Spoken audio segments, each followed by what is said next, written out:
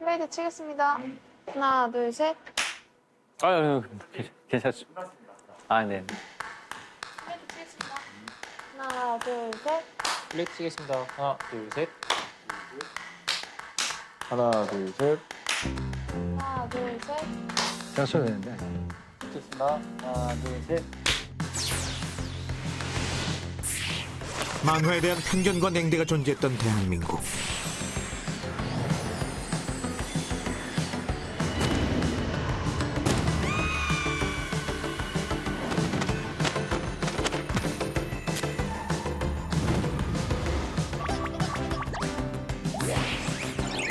(20여 년 전) 새로운 콘텐츠 웹툰이 등장했다.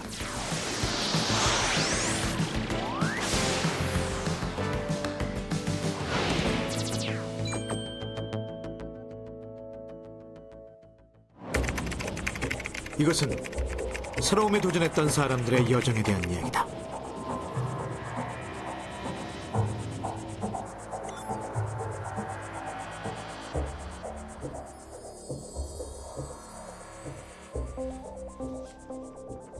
아, 네, 안녕하세요. 저는 웹툰 작가 주호민입니다. 신과 함께 무한동력, 빙탕우루 등의 작품을 그렸습니다.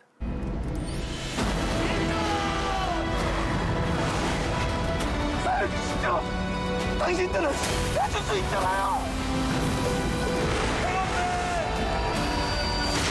신과 함께가 이제 완결된 직후에 영화사 대표님 전화가 와서 신과 함께를 굉장히 재미있게 봤고 영화로 좀 만들어 보자는 이제 연락이 왔는데 대박이 나고 너무 좋았죠.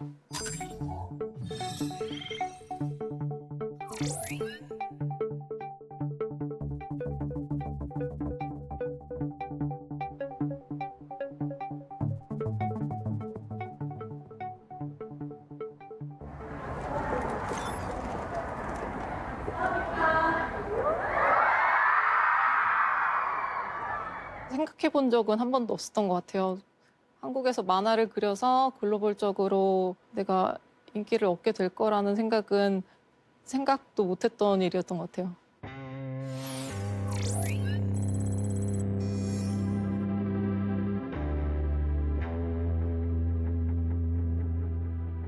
디즈니에 이어 HBO 맥스, 애플 TV 등도 속속 한국 시장에 도전장을 내밀고 있습니다.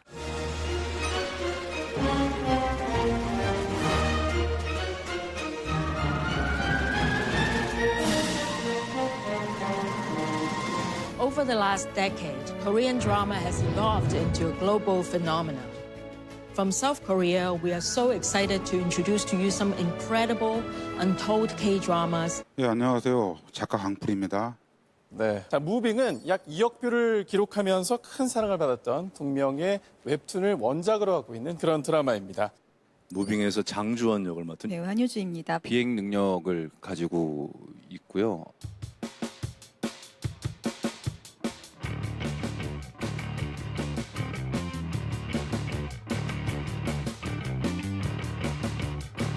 새로운 세계는 바로 지옥입니다.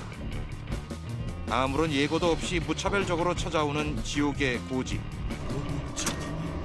지옥에 갑니다.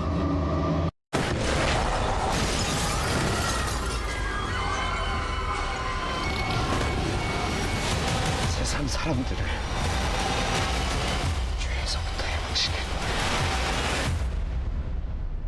새로운 세상에 오신 여러분, 환영합니다.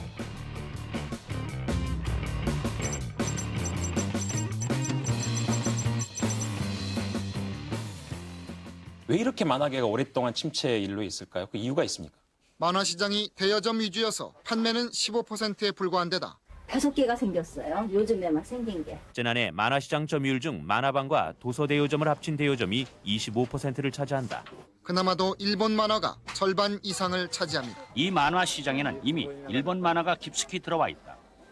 우리나라 국민학생, 중학생들이 좋아하는 만화 순위를 보면 1위에서 4위까지를 일본 만화가 차지하고 있다. 저는 일본 만화를 지금 얘기하기 전에 한국 만화의 자생력이 문제라고 생각해요. 더 문제가 됐던 게 이제 오늘 단행본이 나오면 그날 밤에 아예 스캔본이 뿌려졌었거든요.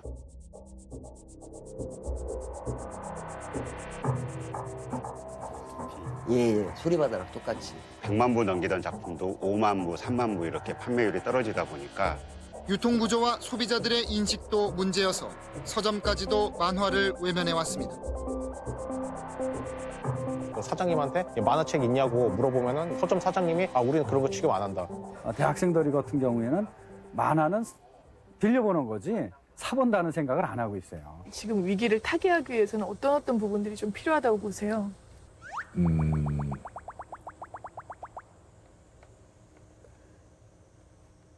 그건 진짜 어려운 얘기인데 지금 사실 방법이 없어요. 내가 생각하기에도 방법이 없어.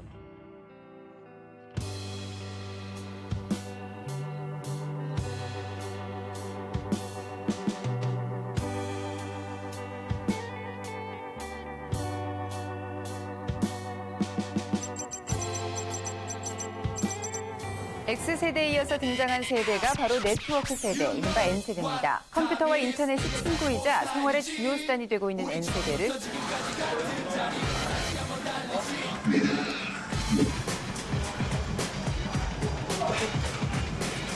당시에 2001년이었고요.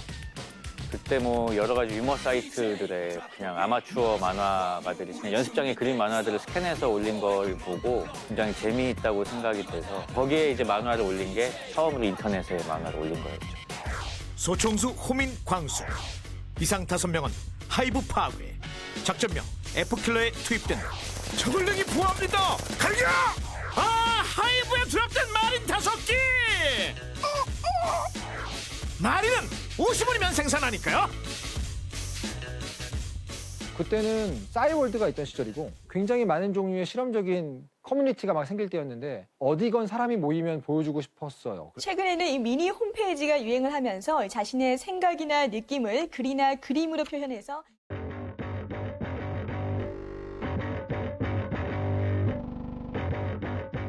저도 이제 중학교, 고등학교 때 항상 반에서 만화를 그리는 친구 중에 하나였어요. 친구들이 막 깔깔대고 웃고 돌려보고 그런 반응들이 이제 너무 즐거웠는데 그 만화에 대한 감상들이 굉장히 이제 그런 것들을 읽는 재미가 저도 있고. 작가분들이 작품을 올려요. 근데 아무 반응도 없으면 작품을 안 하게 되잖아요. 근데 야 재밌네 이거 크크하면서 퍼나르는 사람들이 또 다른 댓글을 불러오고 그 댓글들이 댓글끼리도 막 얘기를 나누게 되고 그 모습을 보면서 작가들이 즐거웠던 거예요.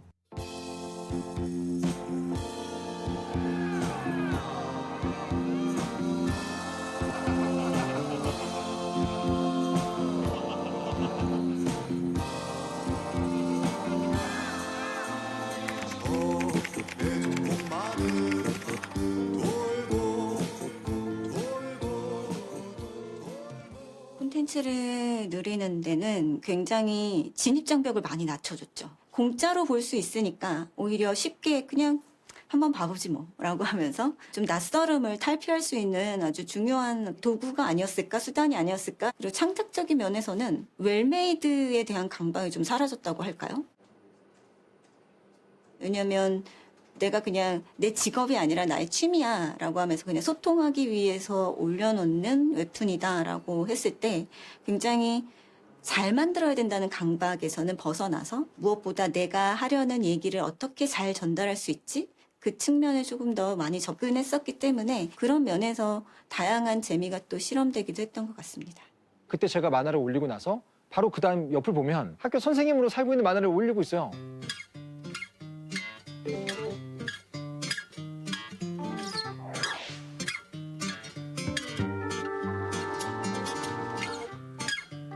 그 옆을 보면 경찰관이라는 사람이 만화 올리고 있어요. 홀스토리라는 만화였어요.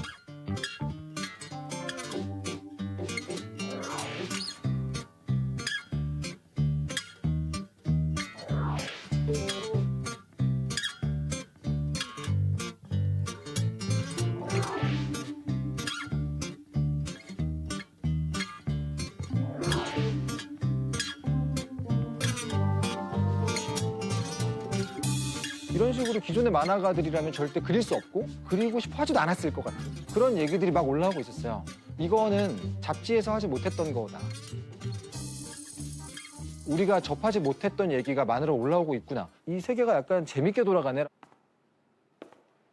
사실 만약에 예전의 시스템이었으면 저는 데뷔를 못했을 거예요. 왜냐하면 제일 중요한 거, 그림을 엄청 못 그려도 일단 뭐 내가 올린다는데 누가 막을 거예요. 그게 올리고 사람들이 좋아하면은 그게 큰 문제가 안 되는 거예요. 옛날에는 입구 컷을 이제 당하는 거죠. 너무 못 그리면. 근데 이제 그런 만화들이 이제 수면에 올라오다 보니까 굉장히 이제 재밌어지는 거죠. 마침내 인터넷과 만화가 만나 웹툰이 탄생했다.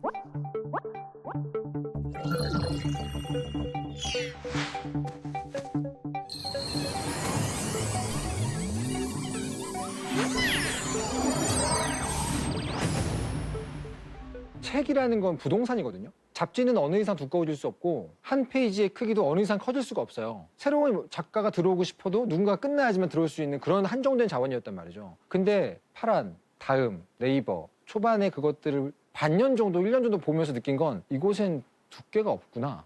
그러면 당연히 그 다음 질문은 이거죠. 나도 들어갈 수 있지 않을까?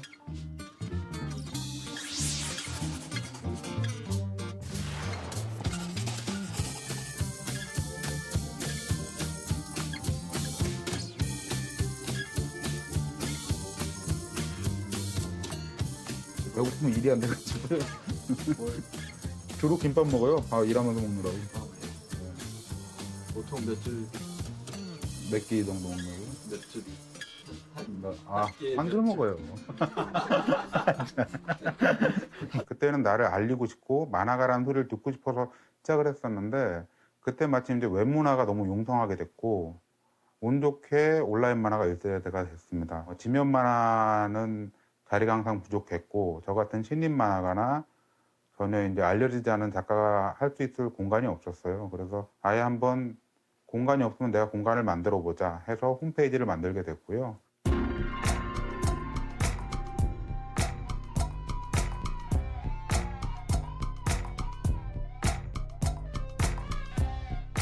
그 당시 이제 강풀닷컴에서 이제 그리셔서 네. 올리셨던 만화는 어떤 만화였나요? 더러운 만화였어요. 처음에 제가 이제 엽기 만화가로 많이 알려졌어요. 왜냐면은 막 똥 만화 많이 그리고.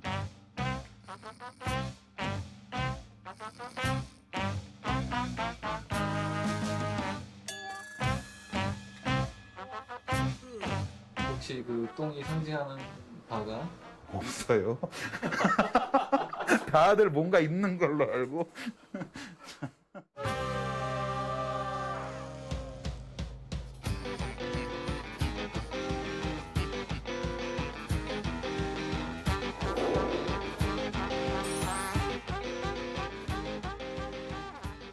당시 이제 포탈에서 미디어다움에서 저한테 그런 류의 만화를 부탁했을 때 제가 좀 고사를 하고 저한테 한 6개월만 시간을 주세요라고 얘기를 했어요.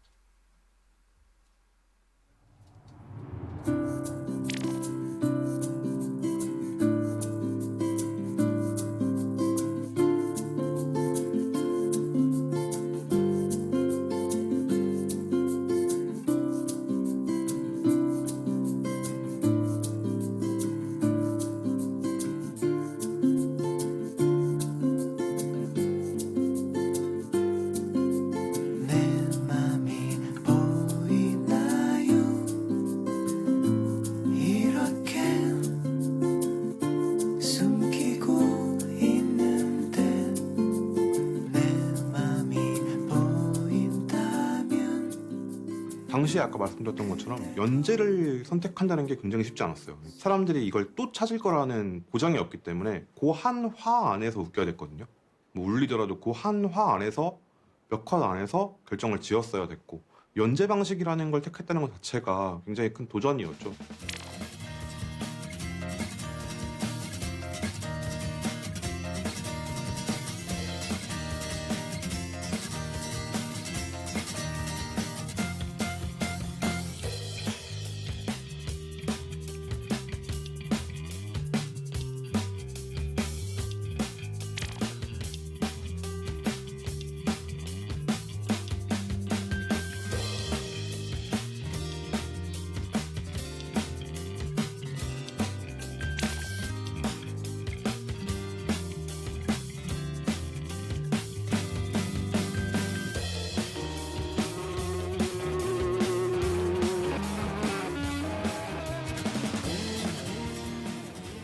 웹상에서 스크롤 형식으로 뭐 칸에 그렇게 구애받지 않고 자유롭게 연출할 수 있는 그런 만화라는 게 굉장히 되게 신선했고 충격적이었죠. 처음 봤을 때는. 스크롤 방식으로 봤던 다음에서 연재했던 이제 강풀 작가님의 작품들이 기억이 많이 나요. 그때 제가 접했던 웹툰이라는 형식의 만화는 그게 처음이었고 굉장히 큰 영향을 줬을 거고요. 강풀 작가님 본인도 스크롤 방식이라는 거를 해봤을 리가 없잖아요. 출판 만화를 보고 자란 세대인데.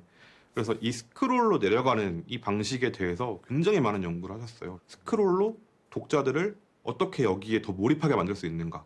그런 시도들을 처음으로 한 사람 중에 한 명이 강풀 작가님인 거죠.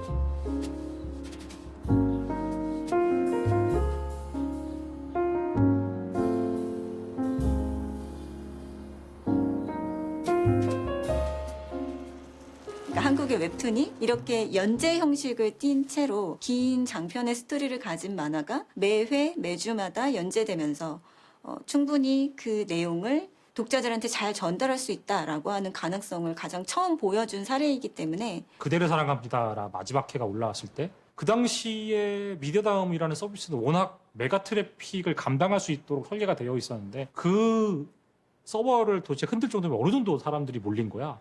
라고 하면서 깜짝 놀랐었는데 대한민국 이 시점에 수천만의 독자분들이 가장 관심 있어 하는 사안이 웹툰의 마지막 회구나.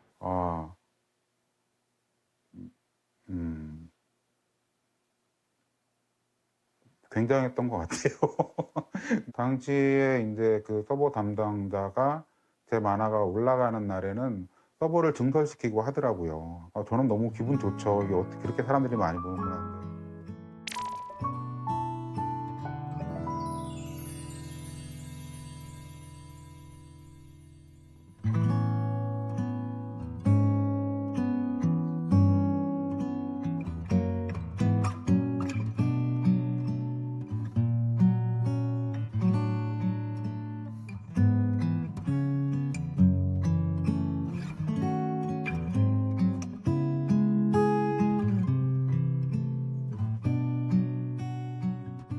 다음이 어떤 웹툰의 선두주자 역할을 하는데 굉장히 많이 역할을 한 것이 강풀 작가님의 작품이라고 여겨지고요.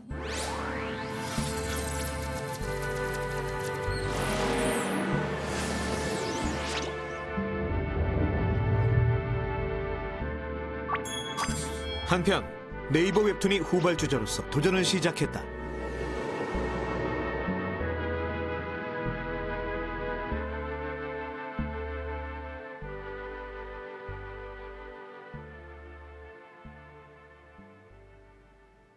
한 사람의 굉장히 뛰어난 인사이트와 뚝심 같은 것들이 게임 체인지를 한 사례라고 할 때 분명히 네이버 웹툰의 김중구 대표는 대표적인 사례가 될 수 있겠죠. 이 서비스 실제로 굉장히 성공을 시켰고 그리고 그걸 성공시키는 거에 있어서 그냥 뭐 우연이 아니라 웹툰이 왜 잘 될 수밖에 없는가에 대한 뚜렷한 비전이라는 것이 있었고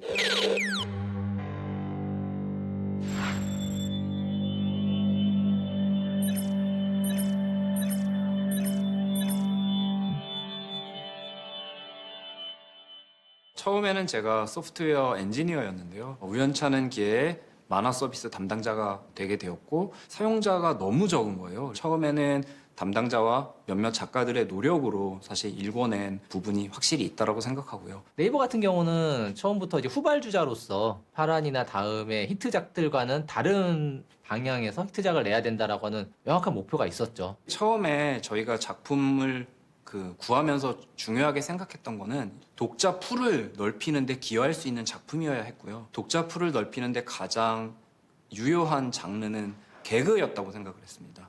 그러면 어떤 개그의 현실적인 풍자나 독자와의 공감할 수 있는 소재, 그리고 트렌드를 반영할 수 있는 그런 재능을 가진 작가님을 찾고 있었고요.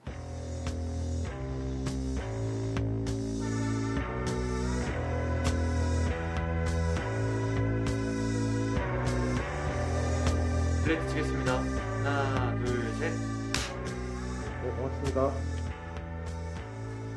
잡지 만화 같은 경우는 단행본 판매가 좀 중요한 부분이거든요. 단행본 판매가 좀 부진했어요. 그래서 연재를 끝내는 게 좋겠다라고 의견이 왔죠. 그렇게 5년 연재하고 딱 30살 되던 때에 만화를 못 그리게 된 거예요. 모아놓은 돈이 있는 것도 아니고 정말 암담하더라고요. 그래서 이제 저는 그때 그 공인중개사 자격증을 따려고 EBS 방송으로 2회차 보고 있는데 네이버에서 전화가 온 거죠. 연재해보지 않겠냐고. 원래 안 하려고 했었는데 그래도 네이버 연재를 했던 이유가 학원비 벌려고. 이제 작가님을 그만두시겠다고 하고 부동산 공부를 하고 있을 때였거든요. 이거 부동산 공부가 지금 중요한 게 아니다. 만화의 미래를 바꿀 수도 있다. 처음에는 이제 스포츠 신문에 보내려고 했었던 원고들 있잖아요. 그거를 보내고 그랬어요. 근데 계속 이제 퇴짜를 놓더라고요. 이건 제가 김규선 작가님한테 원하는 게 아닙니다. 왜냐하면 이 작품은 독자 수가 굉장히 한정되어 있습니다. 당시에는 타겟을 중고등학생으로 타겟을 했었는데요. 중고등 학생들의 공감을 이끌어낼 수 있는 소재를 넣는다면 굉장히 잘 되지 않을까? 요거까지만 해보고 요것도 퇴짜 맞으면은 아예 그냥 마음을 접어야겠다라고 생각하고 그때 이제 정글고 1회를 해서 보냈었던 거죠.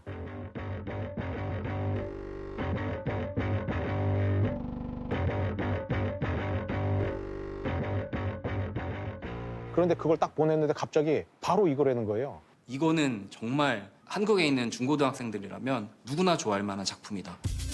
안녕하세요, 시청자 여러분. 오늘은 깜짝 놀랄만한 상품을 소개해드릴게요. 짜잔! 딴 설명 안 드릴게요. 이 학교는 전국에서 대학을 제일 많이 보는 학교입니다. 게다가 지금 신청하시면 120만 원짜리 교복 세트를 40만 원에 3년간 책걸상 무료되어 혜택까지. 지금 신청하세요. 입시 명문 사립 정글고등학교. 네이버에서 전화가 온 거예요. 반응이 너무 좋다고. 그래가지고 반응이 좋아요? 이랬더니 사실 2화 때 처음으로 막 네이버 웹툰에 100개의 댓글이 달렸거든요. 지금이야 막 10몇만 개씩 막 댓글이 달리는 그런 시대지만 당시에는 하루에 8,000명 보던 시기였거든요. 선생님, 전 입학식에 신입생들에게 다큐멘터리를 틀어주시면서 하신 말씀을 기억합니다. 선생님께서는 저 다큐멘터리의 교훈은 약육강식이니 열심히 공부하여 강자가 되려고 하셨죠. 하지만 전 이해되지 않았습니다. 어떻게 아름다운 대자연을 보면서 얻는 교훈이 약육강식이란 말씀입니까? 패배자의 비겁한 변명이라 하셔도 낙오자의 넋두리라 하셔도 전 더 이상 이 학교의 시스템에 적응하지 못하겠습니다. 전 친구를 잡아먹기 위해 강자가 되기 싫습니다. 안녕히.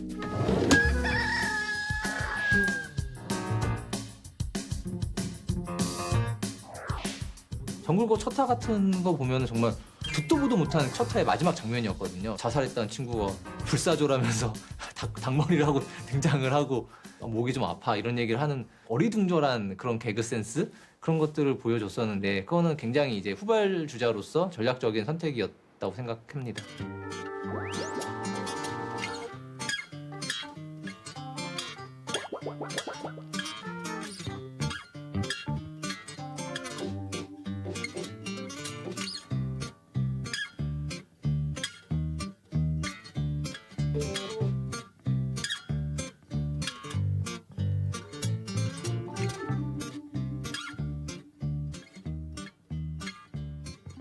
정글고 같은 경우는 제가 고등학생 때 연재를 시작했던 작품이거든요. 당시 입시에 치이고 있는데 얼마나 재밌겠어요. 말도 안 되는 고등학교에서 벌어지는 일들을 보여주고 현실을 좀 비틀어서 풍자하고 이런 것들이 되게 재밌었고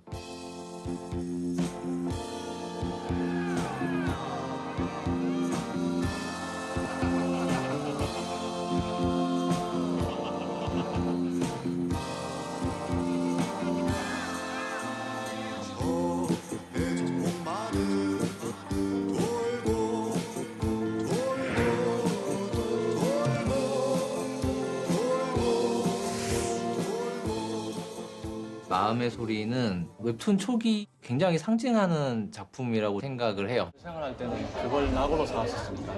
뭐 이렇게 엉뚱한 생각을 많이 막 그런 만화를 많이 그리니까 그런 걸 보고 어머 뭐야 이러고 잠깐 웃었는데 그러고 나니까 마음이 좀 풀어지는 거예요. 노래 부르기 전에 하는 거! 재화피? 너희들 통닭 먹으러 왔구나. 네, 교수님 저희 것도 사주세요. 그래 기분이다. 너희 것도 내가 살게.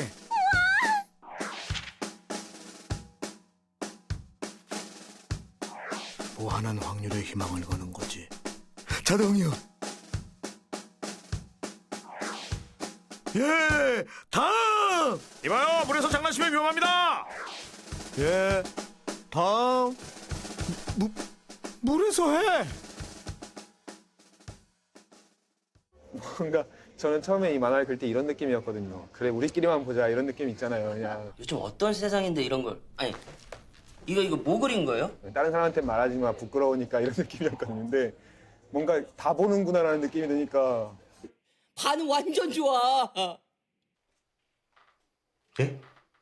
이제 뭐 일은 걷잡을 수 없는 분위기가 되어버렸다 막 이런 느낌이랄까.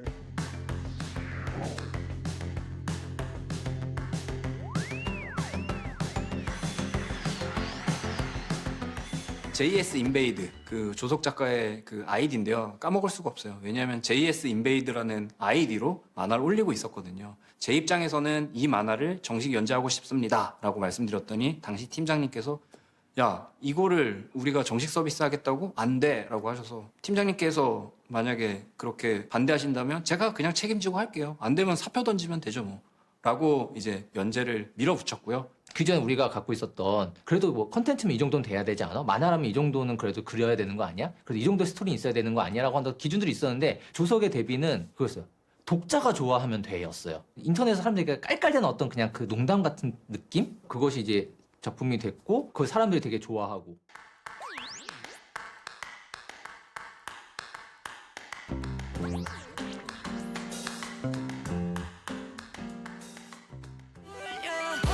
아무리 잘난 것 없는 나라고 하지만 세상은 달라졌다. 잘하는 거 하나, 딱 하나만 있으면 되는 게 요즘 세상이다. 내가 그린 이 만화.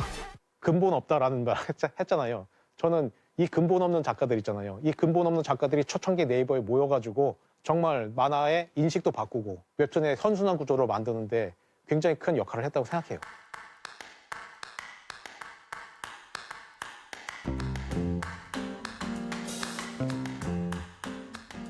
뭐 전경 생활했던 얘기, 편의점 알바했던 얘기 이런 얘기로 시작해서 내 주변의 얘기거든요. 그런 얘기들을 풀어내서 해줬기 때문에 독자들한테 공감을 얻은 거죠.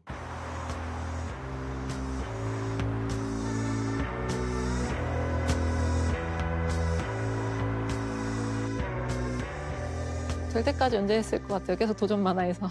네이버가 그 당시에도 포털 사이트 중에서 가장 규모가 컸었고 그래서 다른 것보다 더 많은 독자분들에게 내 작품을 보여줄 수 있겠다라는 게 가장 기대가 컸죠. 한마디로 사람들이 많이 다니는 대로변에 가게를 내고 싶은 거예요. 목이 좋은 건물에서 장사하고 싶잖아요, 다들.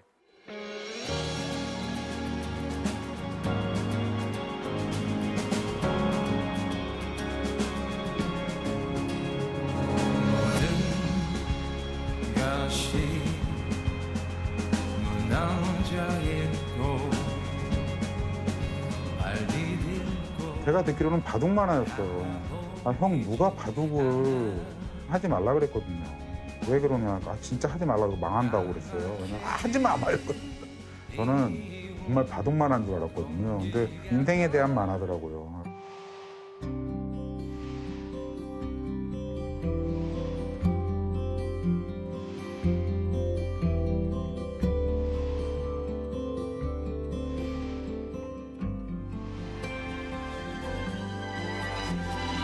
이왕 들어왔으니까 어떻게든 버텨봐라. 여긴 버티는 게 이기는 데야. 버틴다는 건 어떻게든 완생으로 나간다는 거니까.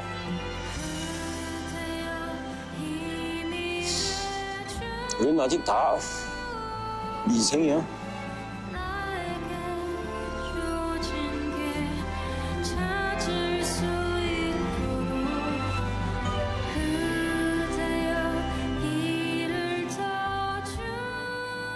제가 미생을 하면서 굉장히 많이 느꼈던 건 뭐냐면 어떤 분들이 댓글을 달아주셨는데 제 나이가 50살이 넘었고 곧 60을 바라보는 나이인데 미생 덕분에 만화를 다시 보게 됐다.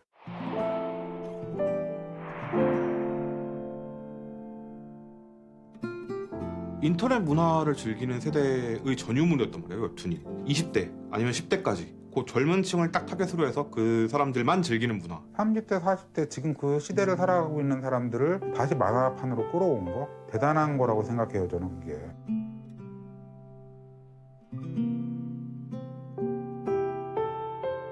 드라마틱한 변화를 이끌어냈던 건 결국 미생이었던 것 같습니다. 어느 정도 증명이 됐기 때문에 회사에서도 우리가 이 미생이란 경험을 반드시 반복해야 되겠구나라고 관점이 바뀐 게 아마 미생이었을 겁니다.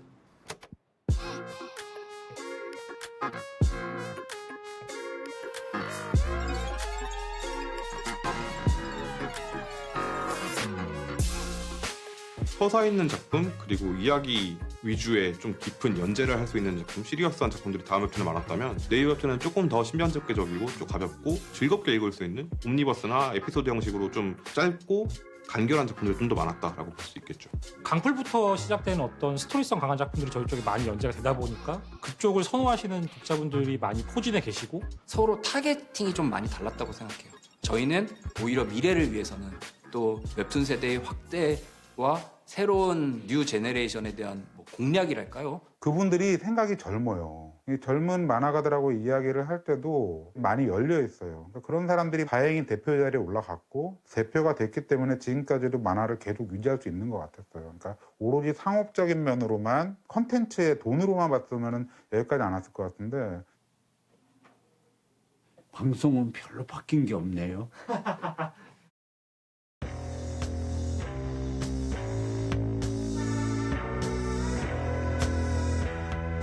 옛날부터 저는 마블이나 일본 유럽 같은 그런 만화 시장이 세계적으로 열리려면은 작은 구멍가게 보따리 장사 가지고는 불가능하다. 저는 평생을 보따리 장사하고만 거래를 했기 때문에.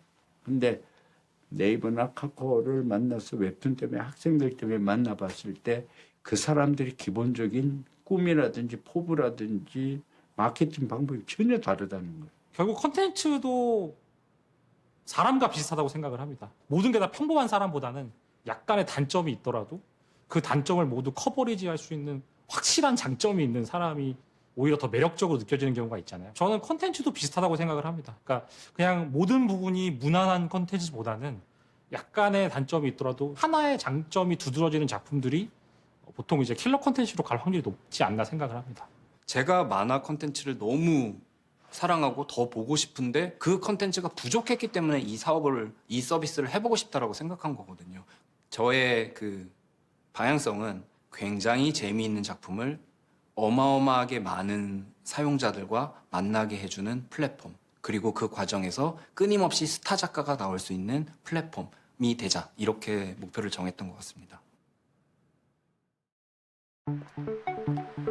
누구나 언제 어디서든 스마트폰으로 웹툰을 볼 수 있는 시대가 왔다.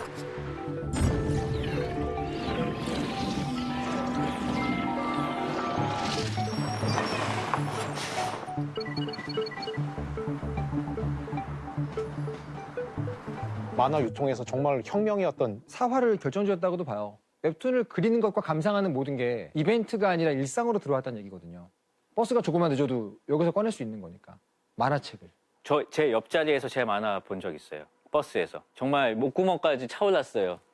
이거 제가 그린 건데요.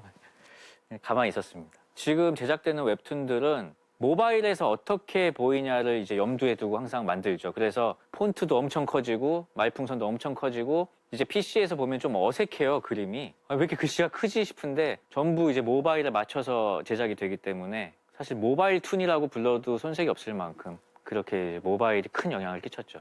특히나 모바일 같은 경우는 결제가 굉장히 간편하잖아요. 이제서야 뭔가 유료로 사업화할 수 있는 모델이 생길 수도 있겠다라는 가능성을 그때 봤던 것 같아요. 13년도 초였을 거예요. 종료된 만화들을 이제 다시 보기 할 때 이제 과금을 하게 된 거죠. 그리고 이제 지금은 너무나 익숙하지만 한 3편에서 5편 정도의 만화를 과금을 하면은 이제 미리 볼 수 있게 하는 시스템을 만들었어요. 다음에서는 허영만 선생님과 저와 윤태호 작가님이 처음에 이제 유료화 모델을 했을 때 끝나고 나면 돈 내고 봐. 이 도전은 후배 만화가들한테 제대로 우리가 원고를 받고 만화를 그릴 수 있는 길이 열려 있다. 근데 그것조차도 독자분들은 용납하지 않았어요. 약간 뭐 돈태호, 뭐 돈풀, 호민이 주호민 작가도 뭐 돈 밝힌다는 얘기를 많이 들었고. 저 그때 평생 먹을 욕을 그때 다 먹었던 걸로. 돈과 함께 있었죠. 돈과 함께.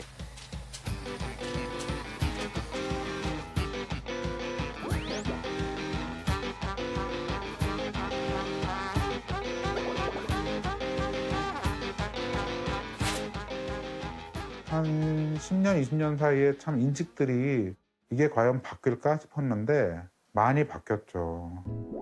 이제 컨텐츠를 소비하는데 돈을 쓴다는 게 이제 너무나 이제 당연시 됐는데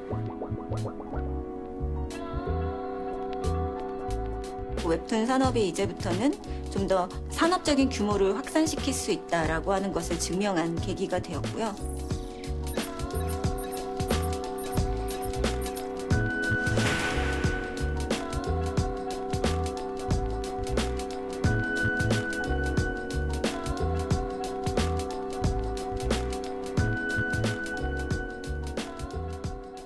아, 정말 대중문화의 한 축이 됐구나라고 느꼈던 거는 제가 어느 초등학교에 강의 부탁을 받아서 갔었는데 5학년, 6학년들이 분들이 계셨어요. 근데 이제 여기서 웹툰 보시는 분이라고 제가 여쭸는데 3명 빼놓고 전교생이 다 손을 들더라고요.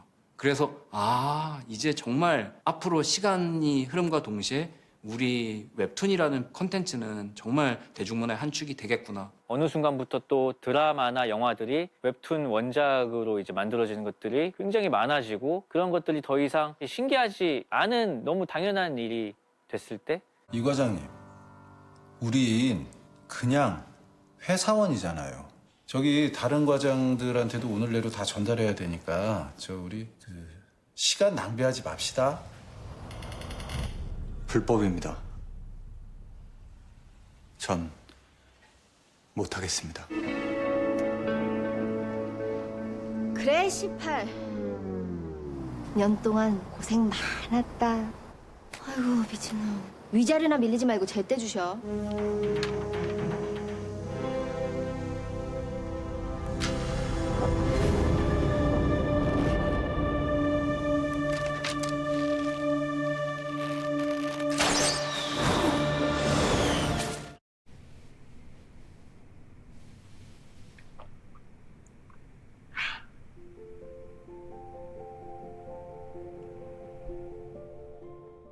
다양성 때문인 것 같아요. 신선한 스토리와 이야기들이 웹툰에 지금 무궁무진하기 때문에 되게 다양한 장르의 특성을 띠고 있다고 생각하거든요.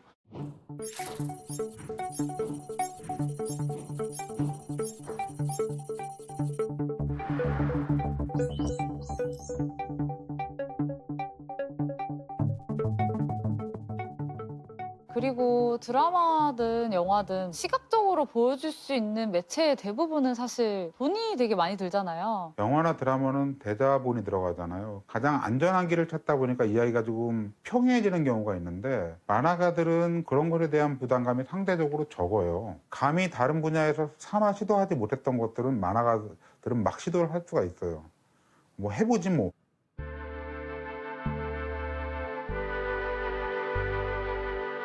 지금 이 시각에도 청년 웹툰 작가들이 자신만의 콘텐츠를 생산하기 위해 분주한 현장이 있습니다.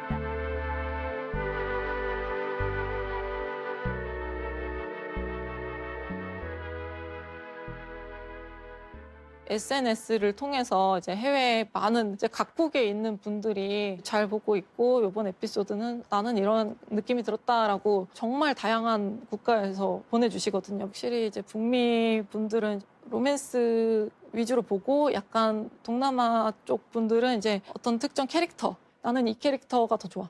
나는 이 캐릭터를 더 지지해. 약간 캐릭터 싸움이 일어나기도 하고 또 일본 분들은 이 캐릭터가 더 예쁘다. 뭐 이런 미적인 거를 더 선호할 때도 있고 약간 조금 보는 기준이 좀 다르더라고요. 이제 외국 독자들도 한국 웹툰을 보기 시작했다.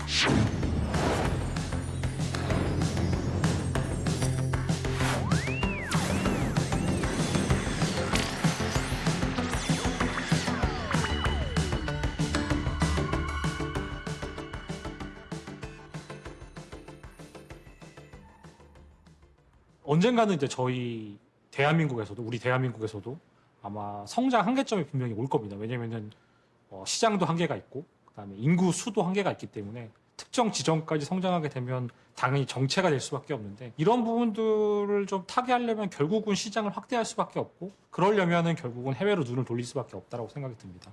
그다음에 앞으로도 이제 유럽 시장이라든가 미국 시장에도 계속 런칭을 할 예정입니다. 글로벌로 나가려면 국적성이 느껴지지 않아야 한다는 의견도 있고 가장 한국적인 것이 가장 세계적인 것이다라는 의견도 있고 전 둘 다 이제 맞는 말이라고 생각을 해요. 근데 두 개의 이제 공통점은 모든 컨텐츠가 그렇겠지만 재미 그거 하나라고 생각을 하거든요. 재미. 기본적으로 대중문화 코드에서 먹힐 만한 보편적인 정설한 것이 다 있는 거고 그거를 어느 정도 높은 완성도로 만들어냈을 때 문화적인 간극을 충분히 뛰어넘을 수 있을 만큼의 다 보편성을 가지고 있다고 생각해요.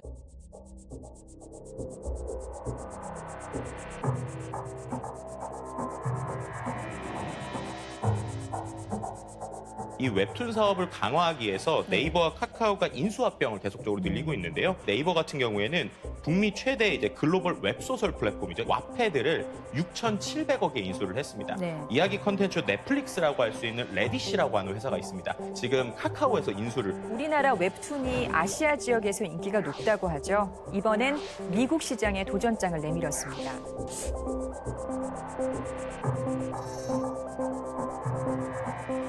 웨스턴에서 굉장히 빠르게 성장하고 있고 여기서 또 큰 기회가 있다고 생각을 했습니다. 앞으로 더 성장할 국가에 본사가 위치하는 것이 사업적인 측면에서 여러 가지 메리트가 있지 않을까라고 생각해서 미국으로 본사를 이동하게 됐습니다.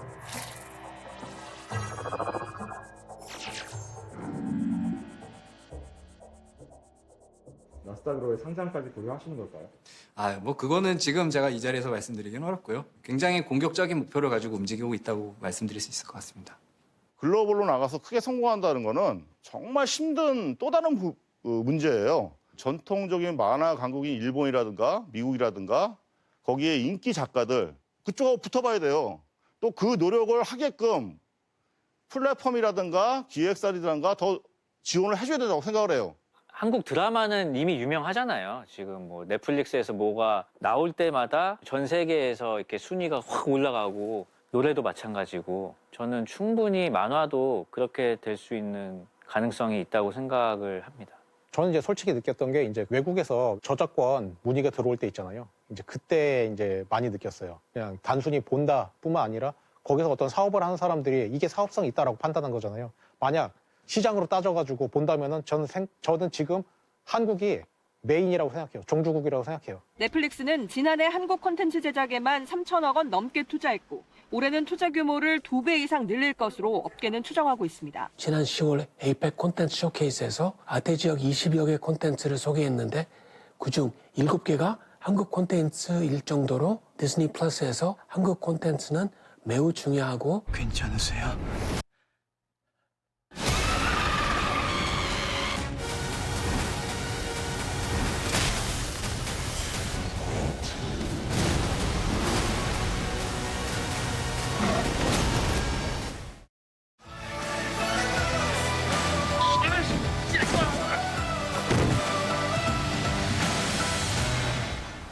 군대 안 왔으면 타령할 일도 없지 않았을까.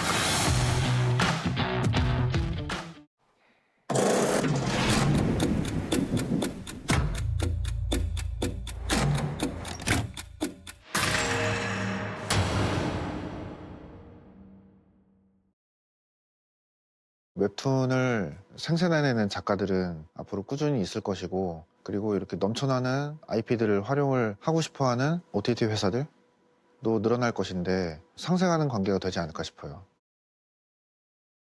안나라수마나라는 작품이 이제 곧 넷플릭스 오리지널로 방영 예정에 있습니다.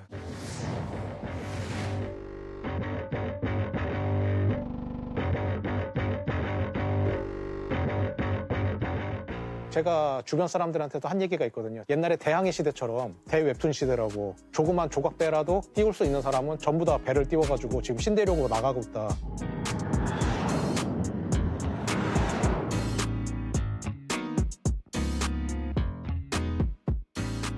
전 세계인이 한국 만화를 본다라고 생각하는 거는 불가능 내지는 100년, 200년 걸리지 않을까라고 생각했죠. 매일 아침에 전 세계 청소년들이 웹툰을 보고 학교를 가고 출근을 하고 잠자기 전에 다들 한국 웹툰을 본다는 건 저는 굉장히 대단한 일이라고 생각합니다.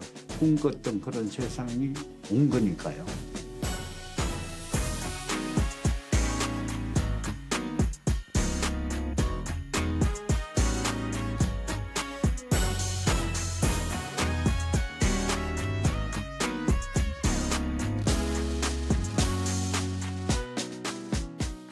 한국 작가들이 다 외국에 진출해야 웹툰의 세계화가 이루어지는 게 아니라 외국 각 나라에 있는 작가들이 혹은 작가 지망생 혹은 작가 지망을 꿈꾸지 않았던 사람들이 웹툰이 이렇게 쉽게 접근할 수 있고 쉽게 작가로 데뷔할 수 있고 나도 작가가 되고 그러니까 이게 문화라는 걸 잊으면 안 되는 거죠. 누가 누구를 이기는 이게 아니라는 거예요.